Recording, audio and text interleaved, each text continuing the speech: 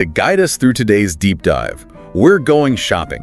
That's right. We'll be diving into all sorts of useful phrases and vocabulary you can use when you're out buying things, whether that's in a store, online, or even in a different country. Okay, so let's imagine we're in a clothes shop. What are some of the first phrases we might use or hear? Well, you might hear a shop assistant ask, "May I help you?"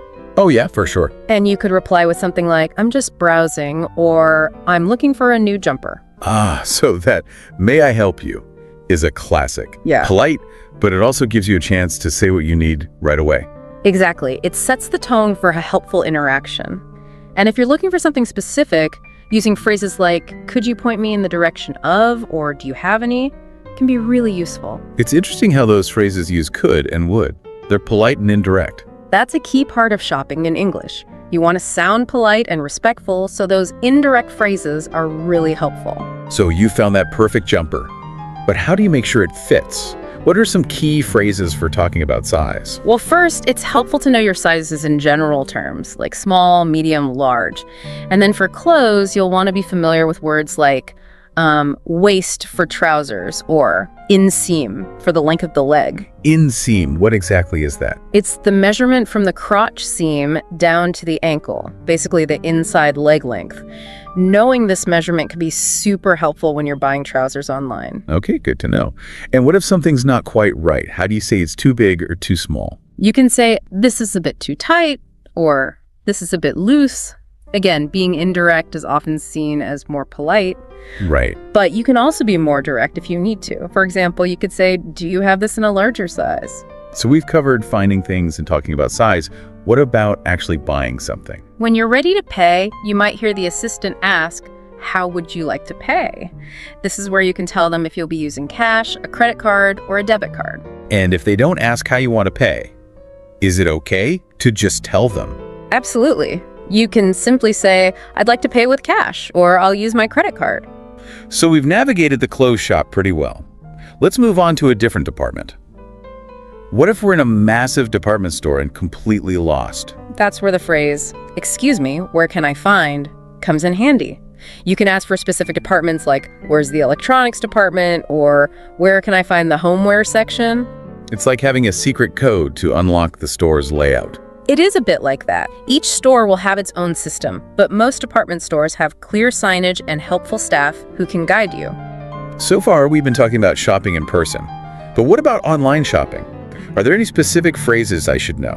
Many of the phrases we've already discussed apply online too, but you'll also encounter terms like shopping cart, checkout, delivery, and online payment. What about those buy one, get one free deals I see everywhere online? Those are very common online. It's a way for retailers to attract customers and offer special promotions. You'll also see terms like discount code, free shipping, and limited time offer. It seems like there's a whole new vocabulary to learn for online shopping. There is, but once you get the hang of the basic terms, it becomes much easier. And don't forget, online shopping can be a great way to practice your English reading skills. So let's say I'm brave enough to go shopping in another English-speaking country. Are there any regional differences I should be aware of? Definitely. Different countries and even different regions within a country can have their own unique vocabulary. For example, trousers are sometimes called pants or slacks. Wow. So even within English-speaking countries, there are these little language quirks. It's fascinating. It is, and it highlights how language is constantly evolving and adapting. You might also encounter different slang terms or colloquial expressions depending on where you are. So how can I prepare for these regional variations? Watching movies and TV shows from different English-speaking countries can help you pick up on different accents and vocabulary. You can also look for online resources that focus on regional dialects. So it's all about being adaptable and embracing the diversity of English. It's not just about learning one set of rules. Exactly. And don't be afraid to ask questions if you're unsure about something. People are generally happy to help, and you'll learn something new in the process. This has been a great overview of some basic shopping vocabulary. We've covered a lot of ground, from finding items to discussing size to paying, and even navigating regional differences. What are some key things to remember when putting all this into practice? Confidence is key. Don't be afraid to use the phrases we've discussed, and remember that making mistakes is part of the learning process. The more you practice, the more comfortable you'll become. That's such an encouraging message. So even if I make a mistake, I should just keep going and learn from it. Absolutely. Every interaction is a learning opportunity. And remember, most people are understanding and patient, especially when they see that you're making an effort to communicate in their language. This has been incredibly helpful, Sarah. I feel much more confident about shopping in English now. But before we move on, are there any other essential phrases that our listeners should know? Let's talk about those tricky situations like returns or problems with your order. It's important to know how to handle these situations politely and effectively. Phrases like, "I'd like to return this item," "There's a problem with my order, and could you help me with this?" will come in handy. Right. Those are essential phrases for any shopper, especially when things don't go exactly as planned. Exactly. And remember to familiarize yourself with the store's return policy before making a purchase. This can save you a lot of hassle later on. Okay, so we've got the basics down. We've covered vocabulary for finding items, talking about size, paying, and even handling those tricky situations. But what about the cultural side of things? Ah, yes. That's where things can get really interesting. Different cultures have different norms and expectations around shopping. For example, in some countries, haggling over prices is common practice, while in others, it might be considered rude. That's a great point. I've heard about haggling in some countries, but I never really knew how to do it. It can definitely be an art form, but even if you're not comfortable haggling, it's important to be aware of the local customs so you don't accidentally offend anyone. So how can I learn about these cultural nuances before I travel? Doing some research online is a good starting point. You can look for articles or blog posts about shopping etiquette in the specific country you're visiting. You can also ask friends or colleagues who have traveled to that country for their insights. That makes sense. It's always helpful to get firsthand advice from someone who's been there. Another important cultural consideration is tipping.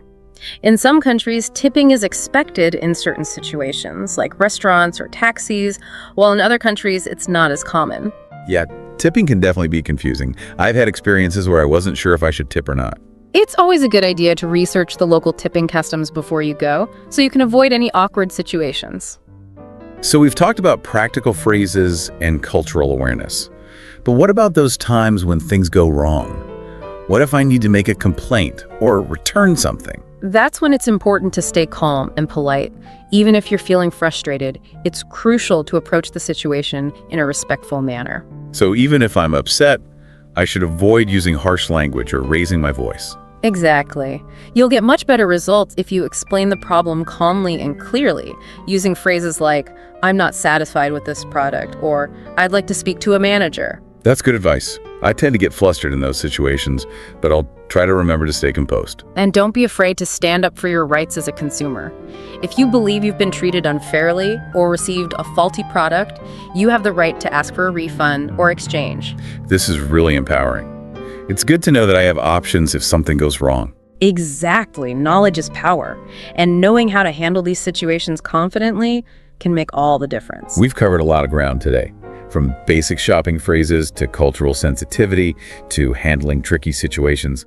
It's amazing how much there is to learn about something as seemingly simple as shopping. It's true. Shopping is a microcosm of culture and communication. It involves language, etiquette, and even a bit of psychology. What's fascinating here is how all those elements come together to create a successful shopping experience. Precisely. And the more you understand those elements, the more confident and prepared you'll be. So before we wrap up, what's the one key takeaway you want our listeners to remember? Don't be afraid to practice. The more you use English in real-life situations, the more fluent and confident you'll become. Shopping is a great opportunity to put your language skills to the test and learn from your experiences. That's such a positive and encouraging message.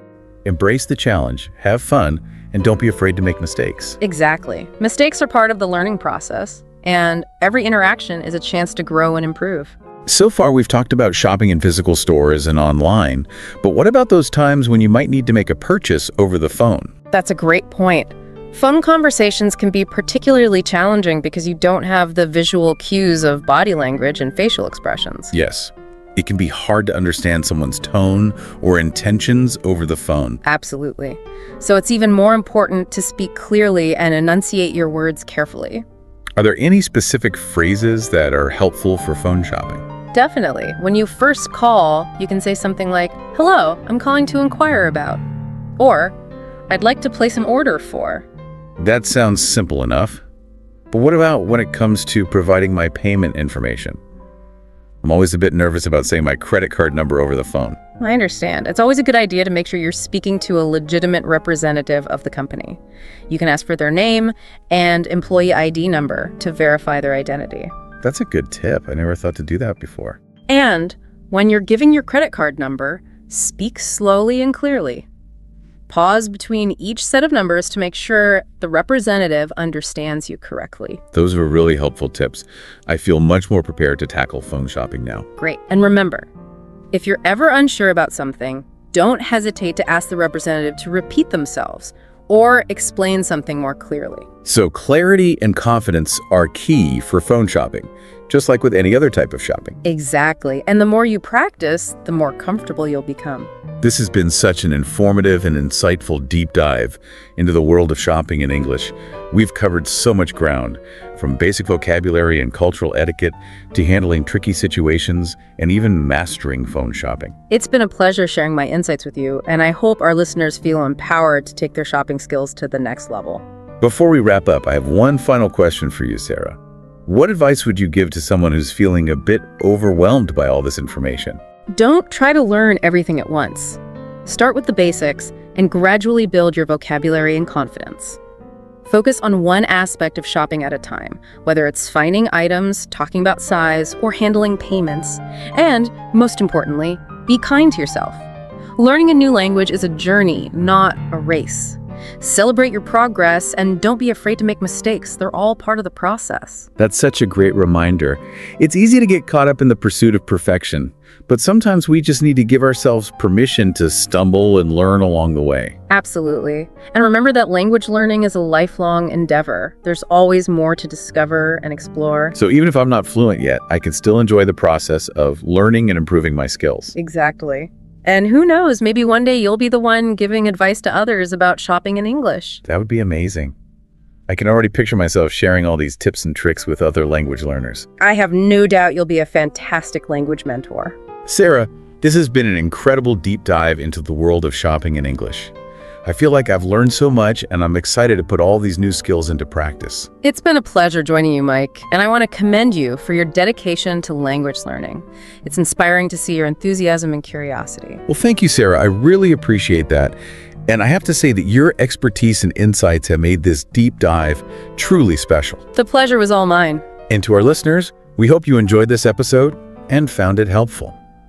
Remember that language learning is a journey, and every step you take brings you closer to fluency. Don't be afraid to step out of your comfort zone, practice your skills, and embrace the adventure of shopping in English. And don't forget to share your own shopping experiences and language learning tips in the comments below. We'd love to hear from you. That's right. We're all in this together. So let's support and encourage each other along the way. Happy shopping, everyone, and until next time, happy learning.